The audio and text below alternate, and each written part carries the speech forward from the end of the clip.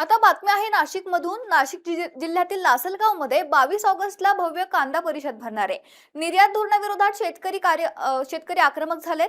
वाढत्या कांद्याच्या बाजारभावाच्या पार्श्वभूमीवर केंद्र सरकारने कांद्यावर निर्यात शुल्क अथवा निर्यात बंदीचे निर्णय घेऊ नयेत या मागणीसाठी कांदा उत्पादक शेतकरी आक्रमक झाले आहेत। वारंवार बदलणारे निर्यात शुल्क आणि निर्यात बंदीचे धोरण कायमस्वरूपी बंद करून स्थिर आणि दीर्घकालीन कांदा निर्यात धोरण जाहीर करावा अशी प्रमुख मागणी शेतकऱ्यांनी केली आहे। एप्रिल मे महिन्यामध्ये उन्हाळ कांद्याचं क्रॉप होतं आणि ते क्रॉप होत असताना जो कांदा विक्री झाला तो 700 ते 1000 रुपये या दरापर्यंतच कांदा खरेदी झालाय।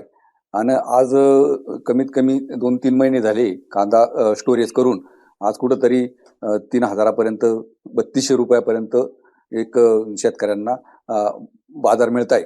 परंतु हे मिळत असताना कुठंतरी शासनाने जो नाफेडनी 80च्या मार्फत जो कांदा खरेदी केलाय हा कुठंतरी बाजारात उतरवण्याचा शासनाचा प्रयत्न आहे। शासनाने असं करू नये, कारण की शेतकऱ्यांना खूप मोठ्या कष्टाने हा कांदा पिकवलाय। खूप मोठं ऊन वारा पाऊस याचा सामना करून हा कांदा पिकवलेला आहे। तरी पण जो आज भाव मिळतोय हा कुठंतरी दिलासादायक आहे।